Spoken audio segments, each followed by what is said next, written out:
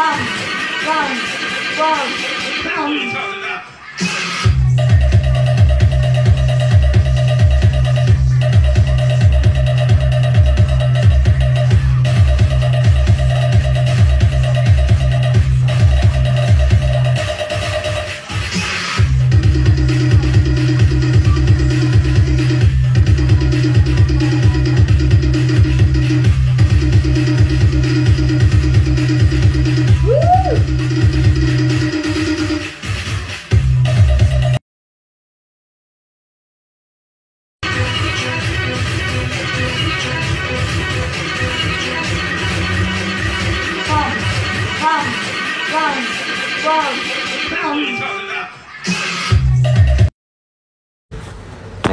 Kutu kupret, lu suka ngebully ya, tapi lu nggak mau dibully.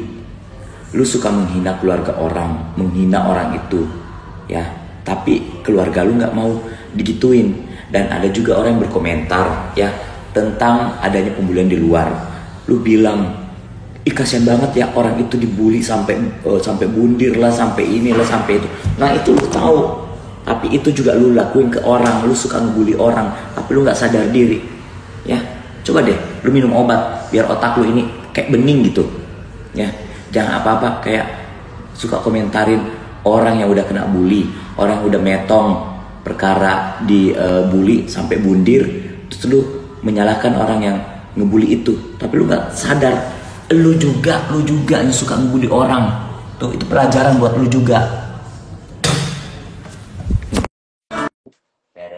Dari amor, hey, siapa kamu?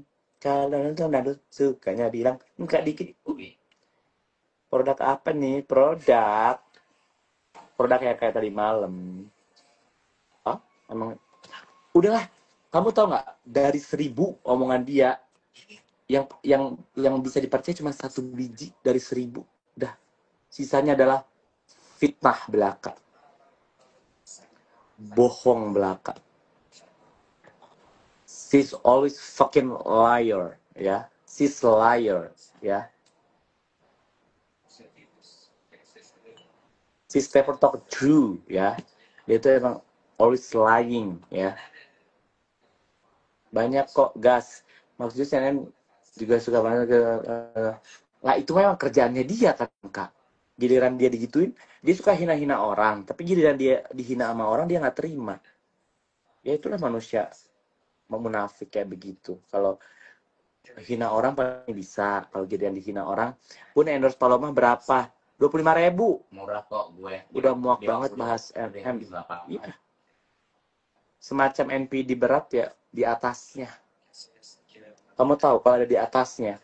Kalau di atasnya NPD itu, kalau ada di atasnya kata-kata NPD itu, di atasnya. Mending bahas TV yang mau dijual. Jangan dong. Itu juga jangan usah dibahas. Kenapa nggak one by one aja katanya? Iya one by one aja gitu, gelut. Dia mah bukan tapi iya ya, kalau yang udah tahu mah tahu ya. Kalau yang udah tahu mah tahu ya. Itu kalau ada di atasnya ODGJ, ada lagi dia di atasnya. Udah ya. 20 tahun berteman. Jadi tahu luar dan dalam ya. Jadi saya hanya bisa ketawa melihat orang-orang yang sekarang sok-sok dekat sama dia, sok-sok tahu tentang dia. Dia mah bukan orang tahu tentang dia segala macam. Saksi tidak bisu ya. Saksi kan biasanya saksi bisu kan. Saksi tidak bisu. NM aslinya cakep nggak sih? Aslinya memang cakep karena dia putih. Karena dia kan putih, dia putih memang dia tuh cakepan asli daripada di TV ataupun aku akuin kalau dia cakep, sex feel-nya tinggi gitu. Kalau cowok kalau lihat dia itu kayak ya cakep kalau dia. Aku bisa bilang kalau dia cakep sekarang ya, maksudnya. Tapi kalau zaman dulu, zaman baru aku kenal, belum jadi apa-apa ya udah. Karena kan udah diubah, jadi cakep. Tapi kulitnya memang dia putih. Dari dulu udah putih, tapi ya putih aja gitu. Niki mah ratu pembohong jauh-jauh kakak, amin. Ya itu kan dinilai Kak, etika itu kan dinilai. Buktinya kemarin pas pembacaan tuntutan itu dibacakan, tidak menghargai apa namanya majelis segala macem, tidak mengakui kesalahan, terus apa segala itu kan dibacakan kan kemarin aku ngeliat di TT itu kan dibacakan karena itu kan majelis itu kan katanya sakral. Jangankan itu yang kemarin kasus yang Sambo aja bener yang sekelas Sambo aja dia bisa yang pengadilan itu bener-bener yang dia ngikutin manut nunduk karena itu bener-bener tempat yang dihargain dihormatin ini dengan malah velocity malah ya pose udah kan dia dulu pernah masuk RSC Rian. Aku sih agak kurang tahu kalau pernah masuk RSC. Mungkin nggak sama aku. Aku kalau yang aku nggak tahu, aku akan bilang nggak tahu. Tapi aku kalau aku bilang tahu, aku tahu. Aku orangnya nggak mau yang nggak ada diada-adain, yang ada diada-adain. Tapi kalau dia nanti sudah keluar, apakah gak bakal dilibas lagi semuanya? Dilibas aja. Kalau emang dia bisa melibas orang-orang tersebut. Kalau gue sih nggak takut. Dia buktinya kemarin di luar aja nggak pernah ngelibas gue. Dia mau ngelibas gue apa? Libas aja. Emang dia siapa? Kalau dia ngelibas, ya gue libas lagi. Pak Paloma pernah pas lagi konten ditendang pantatnya. Apa benar? Apa benar putrinya dah berdamai sama dia tuh? Nggak yakin. Aku tahu. Tapi aku nggak mau bilang.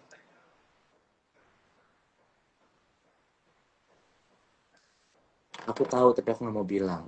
Udah itu aja. Ya. Anaknya di mana sekarang? Tanyakan aja.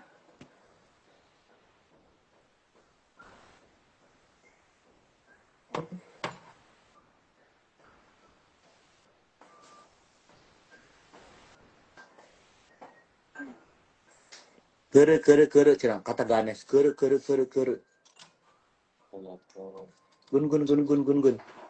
Guntita. Dia pernah... Aduh, aku itu no comment sih ya. It's only me. Only me yang tahu. Hey, Sia. Hi. How are you, bro? How's doing? How's doing, bro? Dia sudah nggak terima putrinya sudah benar di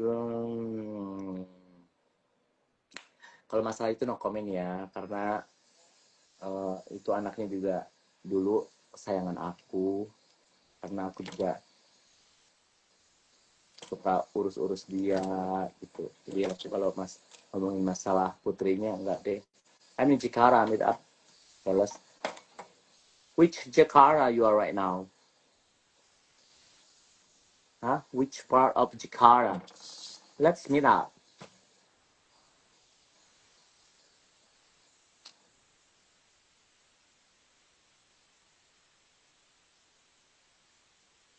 I know yo. Yo, gimana yo? Ya sekarang udah cetar ya. Kan ketemu Ertong Cucok boro-boro. Cetar dari mana? Kak, hai Krisna Valentino. Please terus suarakan kebenaran kalian. Amin. Hidupnya penuh skrip dan drama. Lagi. Kemang masih selatan. So, you stay in Jakarta for good right now? You stay for good anymore, bitch?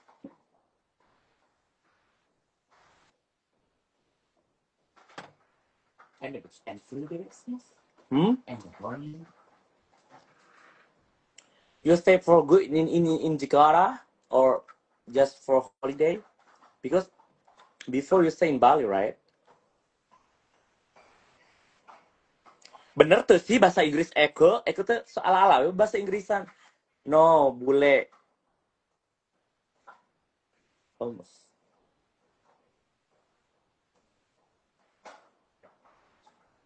Mobil over myself. Moving for good. Udah 3 bulan. Oh, but why? You just text me right now. Menurut kakak putusan hakim berapa? Aku tuh karena Randy, aku tuh karena nggak pernah amit-amit nauzubillah min dzalik. Nauzubillah, syungman nauzubillah. Aku tuh nggak pernah tahu tentang kayak gitu-gitu. Misalkan kayak tuntutannya berapa, terus nanti ponisnya berapa, aku tuh agak kurang tahu. Cuman kayak feeling aku tuh kayak round 7 kalau nggak 8.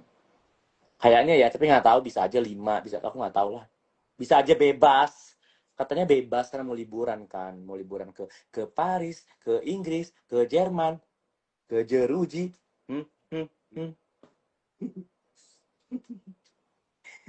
Bener kok, ya nggak tua-tua ya, gitu-gitu aja mukanya cucu ah. Jadi resep biar nggak tua-tua itu adalah satu, always positive thinking ya, apapun itu. Terus jangan pernah stres tentang apapun ya, karena selama kita masih dikasih napas sama Tuhan, sama Allah Subhanahu wa taala, kita masih dikasih rezeki. Percaya. Terus intinya jangan stres deh. Ini netizen dengerin katanya. Iya nggak boleh stres, terus nggak boleh main om-om ya. Kalau kamu kan main om-om mulu nih, nyerocos nih gue. Main om-om mulu, jadi kamu ke bawah tua. Ya, ke bawah tua jadinya. Mainnya jangan sama om-om. Ya, yang partnya everyday kan. Oh, part. Oh, yang party everydays. Actually not really everyday, cuman aku tuh kadang-kadang kalau ke tempat party juga itu kan aku kadang-kadang nggak minum. Aku tuh memang bukan alkoholik, kan aku pun punya GERD. Jadi aku kalau minum itu pasti sakit mah. Jadi aku tuh kadang-kadang sekarang tuh kan banyak live music. Aku seneng nonton live music. Kadang-kadang kelar live music ya udah gitu. Nih aku lagi di rumah sakit, aku lanjutin lagi cerita perhuru-haraan dunia skincare dan dokter kecantikan yang lagi rame banget dibahas. Si terdakwa ini, I direct aja ya, si terdakwa ini NM kan katanya bilang Dr. Reza Gladys itu melakukan flexing, bahkan si Dr. Bopeng juga bilang begitu ya. So anyway, di dunia kecantikan, apalagi Dr. Bopeng gak terkenal, oh my god, if I'm a patient I don't want to meet her. To be honest, she's not represent as aesthetic doctor. So anyway, di dunia dokter kecantikan, personal branding itu diwajibkan dan diharuskan. Kenapa? Karena untuk menarik perhatian pasien dan engagement. Kan kalau ketemu dokternya cantik, keren, lebih enak ya. Tapi kalau dokternya gibah and then she look not happy, of course nobody wants to meet her, right? So anyway, personal branding ini justru diharuskan. Ini untuk para neti, aku kasih sedikit edukasi. Di berbagai profesi, personal branding itu sering sekali dilakukan bagian dari marketing dan juga menjadi pencitraan diri atau bagian dari jati diri seseorang. Salah satunya pengacara kondang. Dia pakai diamond dengan gaya yang eksentrik. Mungkin kalau untuk rivalnya pengacara tersebut dibilang oh itu flexing, but honestly it's not. Itu adalah bagian dari penciptaan dirinya supaya lebih bisa dikenal lagi dan gampang diingat. Jadi untuk mengingat seseorang itu nggak cuma lewat nama, tetapi juga lewat appearance, penampilan. Apa yang dilakukan Dr. Reza menurut saya itu bukan flexing juga, itu adalah bagian dari personal branding. Jadi kalau si terdakwa NM itu bilang oh itu flexing, she is the one flexing, pakai uang orang. I'm sorry, I don't want to talk about it. Long story short, di zaman saya waktu jadi business consultant dunia kecantikan itu nggak ada yang namanya huru hara seperti ini. Semua dokter-dokter kumpul bareng belajar bersama. Nah, Dokter Jelly itu adalah dokter baru saya. Termasuk Dokter Reza juga sebenarnya dokter baru, tapi bukan berarti dokter baru tidak bisa compete dengan dokter-dokter lama. Saya ketemu banyak banget dokter-dokter senior. Dokter Aryani, Olivia Ong, siapa lagi, banyak banget dokter-dokter terkenal. Tapi dokter-dokter itu bisa saling mengajarkan, memberikan sharing ilmu tanpa harus saling menjatuhkan satu sama lain. Dan banyak sekali beberapa dokter yang juga memiliki skincare, mereka saling sharing informasi tanpa harus menjatuhkan. Bahkan kita sekolah bareng ke luar negeri loh. Jadi beda banget sama yang terjadi sekarang. Oh iya, yang barengan sama dokter Bopeng itu ada dokter M ya. Dokter Nanang, halo dokter Nanang. Dokter Nanang aku kenal, aku pernah kerjasama sama dokter Nanang waktu pertama kali Glow Skin. Punya satu klinik, terus berkembang jadi beberapa tempat. Dan aku mempromosikan kliniknya, aku juga sempat di endorse dan juga menjelaskan bagaimana caranya promosi yang ya seumumnya lah, maksudnya promosi sewajarnya. Tapi sekarang I a bit sad to see him agak berbeda karena bergaul dengan, I don't know, maybe because of the friendship atau pergaulannya dengan orang yang berbeda. Tapi dulu dia nggak gitu loh. So I was helping his clinic before once, like oh my god, like more than 10 years ago, and he's literally different than now, so different. Aku cerita lagi nanti ya, setelah dari rumah sakit aku kasih edukasi tentang apa sih yang dituduhkan itu tentang treatment kan, yang katanya produknya apalah segala macam. So aku akan kasih kamu edukasi karena ini dunia aku banget. Aku ngejalanin dunia perestetikan, perskincarean itu udah lebih dari 10 tahun ya. So I know exactly what they are talking about. Dari kemarin tuh aku mau komen tapi tunggu sampai case-nya mau selesai supaya tidak terkecoh. Aku cuma ngeliatinnya tuh ketawa karena banyak yang simpang siur, dan menurut aku yang terdakwa itu memang ya berhak mendapatkan apa yang seharusnya karena he is offside ya, udah kelewat batas.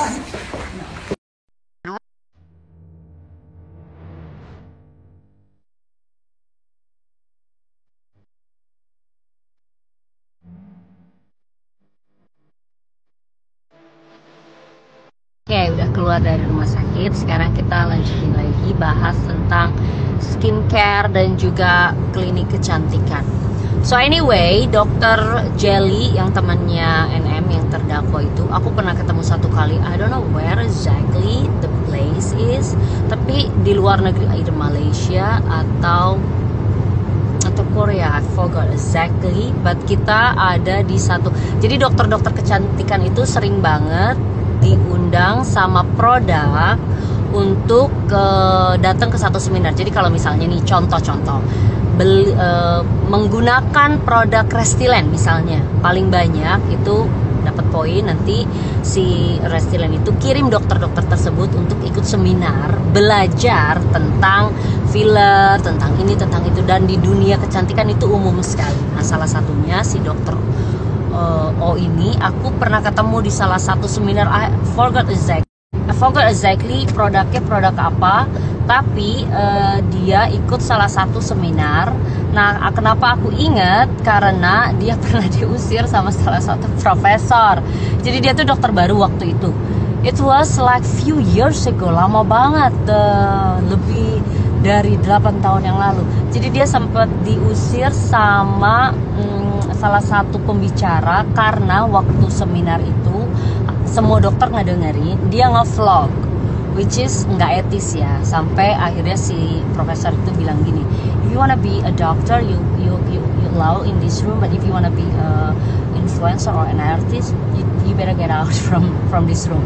Karena dia ngerasa ini tuh penting gitu loh, edukasi ini. Tapi dia nge-vlog sambil kayak ngasih lihat gitu. Padahal di dunia ya kedokteran kalau lagi belajar gitu loh, jangan sampai ada momennya lah untuk ambil gambar intinya gitu. So yeah, I quite know him. So ini ada beberapa neti yang DM, siapa itu katanya di CTT. Nanti aku bahas lagi ya soal di CTT. Aku mau ke City. So anyway, di Instagram lama aku itu ada beberapa foto aku sama beberapa influencer, termasuk sama YouTubers, Atta Halilintar, siapalah. Pokoknya yang aku ajakin kerjasama. Nah, biasanya orang-orang yang aku ajakin kerjasama itu aku juga mendapatkan hasil. Namanya juga kerjasama, pasti ada take and give-nya toh, memberi menerima, begitu kan kalau kerjasama ya. Apa yang kita berikan kita juga mendapatkan hasilnya gitu.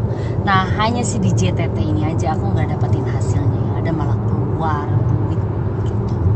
Pokoknya ya udahlah, segitu aja bersama di JTT. Gila lama aku juga ada beberapa kerjasama dengan dokter-dokter, dan gak ada tuh huru hara kayak sekarang, kayak dokter siapa tuh, Bopeng ya, aduh tuh gak tahu tuh dokter apa. Welcome to Amsterdam. Udah ngomongin kriptonya, sekarang mau bahas DJTT yang katanya ngutangin pengusaha Fitri Salutero ya. Duit dari mana dia, orang tinggalnya aja di Kalibata City kok dulu. I don't know where she live now, but that's what I know. Jadi kayaknya nggak mungkin. I mean, like sekelas pengusaha Fitri Salutero masa minjem duit sama dia. I mean, kalau ada orang yang percaya, oh my god, you guys are so stupid. And then track recordnya dia tuh nggak bagus banget. I fall to her trap karena aku lihat dia tuh kind of like innocent, but actually it's not at all. She's a fucking bitch. So yeah, kalau masih percaya sama orang itu sih benar-benar. She talk too much, guys. She talk too much. She says this, but jadi aku cerita dulu ya sedikit ya. We went to Bali ya toh? Yes. Kita nemenin dia DJ karena kita mau promosiin dia ke luar negeri, which is ke Belanda. Nah, my husband orang Belanda. Terus suami aku dengerin dia main DJ dan aku juga dengerin. I mean like musik itu udah dari tahun 2009 guys, I promosiin DJ internasional. So anyway, waktu kita dengerin dia bilang dia nggak bagus deh. Ini tuh kayak playback, ngerti gak sih? Bukan yang mixing sendiri gitu loh. I mean orang DJ mainin lagu orang itu biasa umum, tapi bukan yang nge-remix. Kan ada beberapa yang contoh Tiesto deh, dia nge-remix lagunya si Avicii atau siapalah, DJ lokal banyak. Dan si DJ Tete ini terkenal banget, emang gak bisa nge-DJ saya. Jadi itu DJ collaborationnya dia dengan DJ lain. It just cuma naruh nama kayak featuring gitu aja, tapi dia gak bikin musik. Satu kali lagi story, udah gak bisa bahas DJ Tete lagi. So anyway, ini anak tuh banyak bohongnya. Jadi dia juga sudah punya pacar, tinggal bareng bersama di apartemen Kalibata City. Waktu itu saya juga pernah anterin kontrak kerjasama antara saya sama dia, sama manajemenin. Itu saya anterin ke apartemennya dan dia tinggal bersama pacarnya. Dan kita tuh set up beberapa kali di dunia entertainment begini to keep on spotlight, untuk ngedapetin banyak engagement. Biasalah dikasih spice sedikit. So salah satunya settingan pacaran dengan AEO itu biasa banget. So dia tuh raja settingan guys. So dia bilang masih perawan lah, terus pacaran sama ini sama itu, terus abis itu cancel karena orang tuanya nggak setuju. It's kind of like a classy, like she did it many times. Bahkan dia tuh rela pacaran waktu itu sama DJ Australia untuk bisa main terus-terusan di Bali. So she create a lot of problems. So since then I'm stopping her. I'm done. Nah, aku mau cerita sedikit tentang dunia perskincarean dan klinik kecantikan. Sebenarnya itu adalah duniaku 7 tahun lalu atau 10 tahun yang lalu. So I was business consultant. So I know exactly what happened di dunia skincare dan klinik kecantikan. Saya jadi bisnis konsultan beberapa dokter terkenal dan ternama. Jadi dokter Bopeng itu nggak terkenal dari dulu, and I don't know her though. So you know, there is some class in the aesthetic business industry. Jadi ada kelas-kelasnya, kelas A, kelas B, kelas C gitu. Nah, karena aku jadi bisnis konsultan cukup lama, sampai saya buka sekolah namanya Olivedia Business Consultant, khusus untuk mengajari dokter-dokter bagaimana caranya approaching kepada pasien. Jadi kalau aku lihat, I'm not really like to comment actually, but this kind of bothering me. So I'm in the hospital now, and I think I really happy with this one, and I think I gonna make. Sebisa mungkin aku akan menjelaskan secara jelas, detail, dan singkat ya. Kebetulan saya tidak punya produknya Dr. Reza, jadi anggap aja ini adalah produknya Dr. Reza dengan harga yang sama, yaitu 1.500.000. Ini 1.500.000 semuanya, ini saya udah rupiahin. Ini paling mahal 3.500.000. Oke, di tangan saya ada 4 jenis serum yang berbeda. Dan harganya juga berbeda dari negara berbeda. Ini adalah serum 3.500.000 yang paling mahal dan hanya bisa didapatkan member get member. Ini katakanlah ini adalah serumnya Dr. Reza 1.500.000 yang cuma bisa dapetin di Indonesia. Ini adalah serum Charlotte ini dari UK 1.500.000, kamu bisa dapetin dimanapun di setiap negara kayaknya ada. Ini serum dari Prancis 1.500.000 tapi cuma bisa beli di Eropa. Nah sekarang yang mana yang overpriced? Sebelum saya jelasin secara detail apa itu overpriced, aku mau kasih contoh skincare ya. Di depan saya itu kan tadi udah aku jelasin itu 4 jenis serum yang berbeda dari negara berbeda. Ini 3.500.000 paling mahal. Apakah ini kategori overpriced? Padahal dapatinnya susah banget loh di serum ini. Enggak. Gak perlu saya jelasin secara detail, tapi saya katakan ini tidak overpriced. Yang ini overpriced, mungkin kandungannya terlalu bagus, oke lah dia cocok dengan harga 1.500.000. Ini sama-sama 1.500.000, tapi yang satu udah go internasional karena bisa didapetin di berbagai negara. Ini contoh, ini adalah produknya Dr. Reza yang misalnya harganya sama ya 1.500.000 juga. Berarti kategori ini lokal brand. Loh, lokal brand sama yang international brand harusnya yang lokal brand overpriced? Enggak. Sama-sama 1.500.000, ini bisa didapetin di mana aja. Yang ini cuma dapetin di Indonesia, bukan berarti ini overpriced. Nggak bisa kita sebut itu overpriced kalau mereknya aja beda, dicetaknya beda. Nggak bisa. Kita tuh nggak bisa ngeklaim overpriced kepada brand tertentu yang mana sudah jelas mereknya berbeda, cara campaign brand tersebut juga berbeda. Sekalipun yang satu udah go internasional, satu lokal brand, tetap kita nggak bisa bilang oh ini yang overpriced karena ini lokal brand. No, we cannot say that. Setiap produk itu berhak menentukan harganya sendiri karena mereka punya value dari produk tersebut. Jadi kalau ini brand lokal dijual dengan harga yang sama 1.500.000 pasti punya keunggulan yang berbeda. Kenapa dia sebegitu confidence-nya ngejual harga 1.500.000 dibandingkan ini yang go internasional nih, yang sudah internationally bisa didapetin di mana aja, harganya sama loh 1.500.000. Mungkin dia lebih percaya diri, kandungannya sudah pasti berbeda. Mereknya aja beda kok. Jadi nggak bisa bilang overpriced. Saya akan kasih contoh lebih gampang lagi mengenai overpriced. Kecap. Nah, aku kasih contoh kecap karena paling gampang kalian bisa dapat gambaran. Ini sama-sama kecap bangau yang mereknya sama nih ya. Ini satunya dari Eropa dijual 30.000. Ini kecap bangau asli sama-sama dari Indonesia nih dua-duanya. Tapi ini kalau di Indonesia cuma dijual 13.000 loh. Ini overpriced dong. Harusnya logikanya gitu kan. Karena dijualnya lebih dari 2 kali lipat dari harga yang dijual di pasaran di Indonesia. Tentu saja tidak overpriced. Kenapa? Karena ini harus dikirim dari Indonesia ke sini menggunakan transportasi yang mahal. Ada hal-hal yang harus dilakukan si penjual waktu dia jualan ini di sini. Jadi makanya harganya lebih mahal. Sama aja kayak wine. Wine di Indonesia itu jauh lebih mahal dibandingkan kamu beli wine di Eropa. Sama-sama wine yang sama tapi harganya beda banget. Apakah kategori overpriced? Tidak. Karena ada ketentuan berlaku. Nah sekarang aku mau kasih contoh lagi kecap. Masih dunia perkecapan nih say. Ini kecap sauri, saus teriyaki. Kayak iklan ya, iklan kecap. Ini kecap bangau. Dua-duanya punya fungsi yang berbeda. Yang satu 13.000, yang satu 20.000. Ini overpriced gak? Enggak. Dua merek yang berbeda, fungsinya beda, dan juga kampanyenya beda. Dicetak di pabrik yang berbeda. Kalau harganya berbeda itu wajar. Sekarang sama-sama kecap banget. Kampanye yang sama, pabriknya sama. Yang satu dua-duanya dijual di minimarket. Yang satu di Alfamart dijual harganya 13.000, yang ini 15.000. Overpriced gak? Ya, ini overpriced. Karena pabrik yang sama, campaign-nya sama, kok dijualnya beda. Nah, itu tergantung kebijakan dari You sparkle and shine.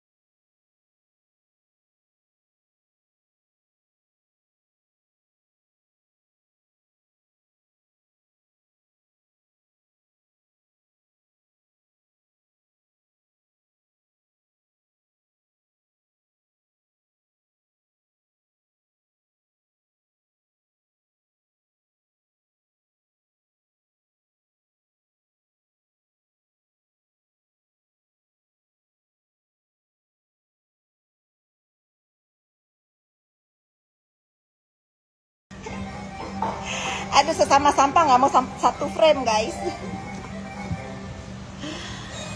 Pasti sengklek. Kenapa kalau fakta gini pasti sepi? Malu. Malu.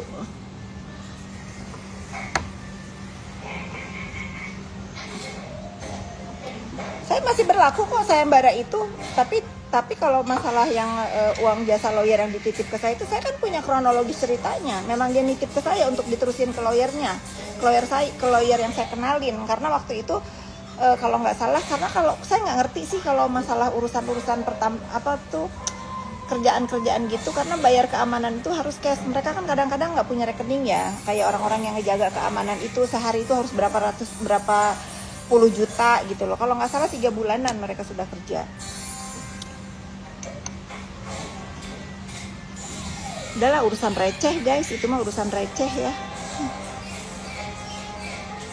Nggak mau, ngapain dijelasin di story? Mau biar apa? Biar mereka naik daun. Nggak ada, aku injek di sini aja ya. Aku injek di sini cukup, di dalam live aku. Jangan nyampah di story aku. Sampah nggak berhak nyampah di story aku ya. Kecuali tuh si Nikita Mirzani kemarin kan ngomong Fitri Judol, ya aku bales Nikita bintang judol.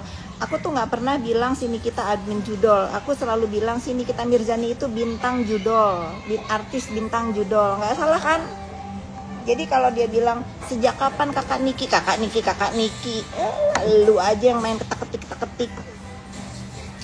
Bayangkan untuk dia mengetik aja dia tidak punya untuk dia mengetik aja dia tidak punya kebebasan guys. Jarinya aja kagak bebas, gimana kakinya untuk melangkah?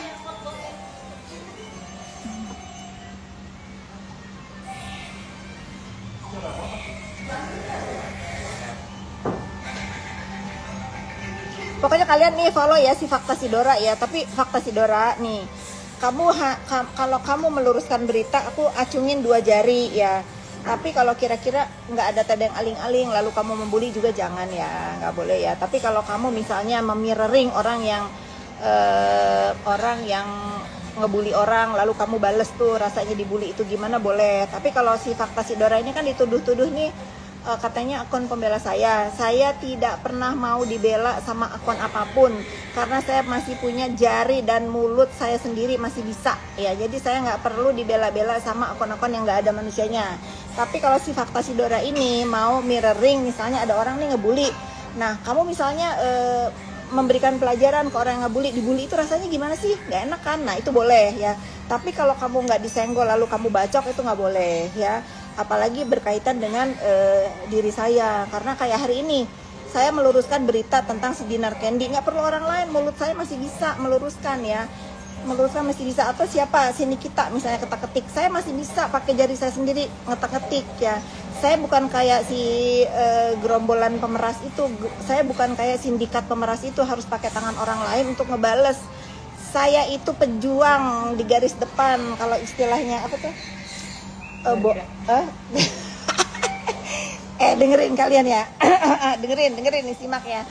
Untuk masalah orang lain aja saya belain, apalagi masalah diri saya sendiri, nggak perlu orang-orang untuk ngebela saya. Kalian catat ya, saya tidak selemah itu untuk membela diri saya sendiri. Orang lain aja saya belain, masa saya nggak bisa bela untuk diri saya sendiri? Jadi saya nggak perlu akun-akun yang diduga ya kayak si sindikat itu suruh ngebazarin saya, terus pada keluar uang. Ngapain saya mau sedekah sama orang yang suruh caci maki? Kalau saya mau sedekah atau saya mau ngasih hadiah, kayak tadi tuh saya umumin, ntar malam kalian ke TikTok saya ya, saya mau nyebar-nyebar koin Markus. Nah, semalam sudah dibahas sama pakar hukum. Markus itu adalah pekerjaan yang nggak masalah, karena semua pekerjaan itu harus ada Markus alias maklarnya. Kayak saya perlu maklar perumahan ya. Misalnya orang yang tersandung hukum, dikenalin sama lawyer, yang tengah ini pasti Markus. Tapi dalam kasus si Dinar Candy ini, saya itu membantu dia untuk mendapatkan keadilan. Ternyata emang yang kasus yang dipegang sama teman saya itu dia yang nggak bener, makanya saya minta sama teman saya udah balikin aja honornya, karena dia melanggar aturan negara Republik Indonesia ini ya, karena dia melakukan kejahatan maling ke negara, diduga maling ke negara itu ratusan miliar. Jadi kayaknya di dalam sejarah lawyer yang udah kerja 3 bulan lalu dia ganti lawyer lagi, terus udah balikin aja lah uangnya, kasihan dia udah miskin sampai mau ngejual mobil ini itu. Nah, saya emang orangnya begitu. Saya itu kalau jadi Markus yang melakukan melindungi kejahatan nggak akan bisa. Saya itu nggak diridhoi sama Allah Subhanahu Wa Taala menjadi Markus dalam dalam konotasi melindungi orang-orang berbuat jahat, itu nggak bisa. Pasti aja ada ininya. Jadi kalau saya dikatain Markus, tadi malam siapa pakar hukum yang di TikTok itu bilang Markus itu pekerjaan yang misalnya, tapi dalam konotasi yang benar ya. Tapi kalau nyampe ke kubu sindikat itu Markus itu dikonotasikan nggak benar, karena mereka itu selalu bermain Markusan dan nggak pernah benar, masalahnya tetap aja berjalan walaupun mereka sudah dijembatani oleh Markus yang memeras. Kalau hidup saya itu tidak ditakdirkan, mungkin saya udah begini ya. Pokoknya hidup saya ini saya akan membela yang benar. Kalau yang salah pasti nggak akan bisa. Nah, kalau saya misalnya mau jadi Markus kayak si duta, saya kayak sindikat pemeras ini pakai Markus, nggak bisa lah pokoknya. Pokoknya kalau urusan sama saya itu kamu benar, secara hukum benar, kamu dikriminalisasi, pasti saya Markusin dalam artian bukan Markus yang bisa ngatur-ngatur kasus ya. Markus itu kan kata si pakar hukum semalam itu, si ini nih dikenalin ke lawyer tapi untuk tujuannya yang benar. Kayak saya jual rumah, saya perlu orang-orang yang menjualkan rumah saya, marketing dan lain-lain itu. Tapi kalau nyampainya ke kubu sindikat, Markus itu selalu dikonotasikan jelek karena mereka itu korban Markus. Korban Markus sudah menebar sana sini, kasus tetap jalan tuh gitu ya. Netizen udah nggak mau tahu, ternyata bisanya melanggar hukum toh. Iya, ternyata siapa pantesan dulu si Permen sempat emang melanggar hukum guys, melanggar hukum. Jadi saya itu nggak tahu karena dia ceritanya ke saya, kakak aku tuh digini sama partnernya. Ternyata pas aku cari tahu, karena lawyernya itu kan temenan juga sama partner, ternyata memang partner itu nggak salah-salah amat, dan menurut aku Apek pun nggak salah-salah amat. Cuman kan ini namanya orang lagi berseteru ya, masalah bisnis ya sudah biarin aja. Tetapi menurut aku gara-gara si Dinar ini yang selalu banyak manuver di kasusnya si Apek, jadi Apeknya menurut aku tuh jadi begini gitu loh. Uangnya si Dinar kan dibawa lakinya, kenapa nggak diserang lakinya? Bukan dibawa lakinya, setahu saya dia itu invest sama-sama beli kapal bodong ya. Setahu saya itu bukan kapal bodong sih, kapal yang direkonstruksi kayaknya begitu atau apa saya nggak tahu. Tapi itu bukan dibawa kabur ya, dia namanya orang berinvest di usaha itu bisa untung bisa rugi gitu. Pengusaha itu harus punya mental yang kuat, siap rugi siap untung gitu. Kak Fit, kata-kata hari ini orang lain aja saya belain, kenapa nggak saya bela diri sendiri? Mantap. Kenapa saya tidak mampu untuk membela diri sendiri? Ya, orang lain aja saya belain, masa saya bela diri sendiri butuh bantuan orang lain? Enggak lah.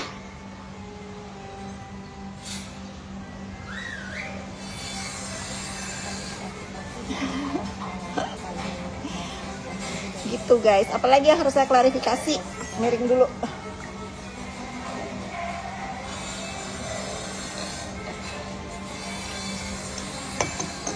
Bisa ya? Bisa. Udah diisi. TikTok saya udah ada saldonya jutaan, nanti malam saya sawer ya kalian ya. Bu Fit, yang soal panggilan ke kantor pajak hoakan ya. Saya itu pembayar pajak yang taat guys. Nggak mungkin saya dipanggil pajak karena saya nggak bayar pajak. Nggak mungkin. Kalau saya itu dipanggil pajak itu bukan untuk saya melanggar atau saya nggak bayar pajak. Pasti ada hal-hal yang harus saya klarifikasi. Saya minta kacang mbak, sama rebus-rebusan. Kalian tanya ke kantor pajak di Tangerang ya. Ini muka si Fitri Salhuteru ini pernah nggak melanggar pajak? Saya itu pernah jadi pada saat itu zamannya flexing ya, berapa tahun lalu zamannya flexing. Dulu itu ada akun Instagram namanya apa yang Fitri Salhuteru Closet ya. Nah, dulu itu ada akunnya Fitri Salhuteru Closet. Di situ tuh OOTD saya diupload semua. Sehingga komentaran dunia nyata itu diupload sama si Fitri Salhuteru Kloset itu. Jadi semua barang-barang saya, Hermes saya yang mungkin ada ratusan lah di akun itu terupload di situ. Wajar, sangat wajar kalau kantor pajak bertanya, ini apa namanya? Ini barang-barang ini sebetulnya kantor pajak juga kurang kerjaan ya waktu itu nanya saya gitu. Tapi saya bisa jawab. Saya bisa jawab balik. Netizen. Nah, terus-terusan. Saya bisa jawab balik. Ibu netizen ya. Ibu sampai merhatiin ini akun fans saya yang bikin OOTD saya gitu. Itu memang pernah, tapi bukan untuk saya nggak bayar pajak. Tapi untuk ditanya, kok aku keren banget gitu. Barang-barangnya beli di mana? Gitu pertanyaannya. Boleh tahu nggak sih ini belinya di mana? Aku cerita jujur. Oke, kalau di Indonesia nggak bisa beli, Bu. Saya itu kalau ke Eropa atau ke luar negeri bisa beli. Bayar pajak nggak? Ya kadang-kadang kalau misalnya saya beli misalnya barang-barang yang begitu mahal pasti ditangkap di bea cukai misalnya gitu kan ya. Tapi kan itu ada rate-nya, harganya gini-gini. Tapi sebetulnya kan penghasilan saya, makanya bingung di Indonesia ini guys. Penghasilan saya itu udah saya bayarkan pajak, terus saya beli barang lagi harus kena pajak lagi. Itulah, nikmatin aja. Tapi rata-rata saya bilang saya belinya kebanyakan di Indonesia. Nah, kalau beli di Indonesia juga apakah itu dikenain pajak juga? Kan bingung ya. Tapi kalau uang yang saya belanjakan itu dari mana? Saya ini orang nomor 1 yang selalu diperiksa pajak, guys. Saya bayar 1M gimana tetap dibayar nggak? Ya kalau memang terbukti ada orang yang memang minjemin uang, ceritanya memang saya butuh uang gitu, untuk apa masih berlaku. Tapi yang disebar sama si Yoko Hargono itu beritanya pinjaman itu bukan pinjaman dia ke saya, pinjaman si Apek ke Ibu Yanti itu, bukan pinjaman ke saya, guys. Kalian ribut terus, alis saya tinggi sebelah, saya udah sampai sentiin loh, nggak ada tinggi sebelah. Mata kalian lihatnya tinggi sebelah gini, Karena lagi miring. karena kebanyakan miring. Makan pisang rebus. Kalian kalau tahu pemandangan di depan mata aku ini kalian ya, Masya Allah tabarakallah banget. Ini siapa, bisnis siapa ini ya. Pastilah ini orang-orangnya hidupnya sejahtera, makmur, nggak kayak netizen julid. Pemandangan di depan saya indah, guys. Saya ngitungin yang lagi antrian mau ngelewat ini, Masya Allah, triliun kali. Segala ya, ini memotivasi pagi saya karena pemandangan saya begitu indah. Bagaimana saya bekerja bisa lebih giat lagi gitu, bisa menyebar koin di TikTok tanpa dibajetin sama si JPU Yani. Udah netizen, saya mau balik ke Jakarta, saya mau mandi. Jangan lupa ya nanti malam kalau kalian yang pengen seru, sekali lagi jangan dilihat nominalnya ya. Nominalnya sih nothing, tapi sebelum saya mau ke airport saya mau cari teman-teman saya di TikTok dulu. Saya mau call sama mereka ngebahas berita apa sih hari ini. Nih tinggi sebelah, nanti aku komplain coba sama dokter aku. Di mana itu Kak? Kalian nggak usah tahu aku di mana, yang pasti aku ada di Indonesia. Di Indonesia yang sangat kaya raya alamnya. Bye.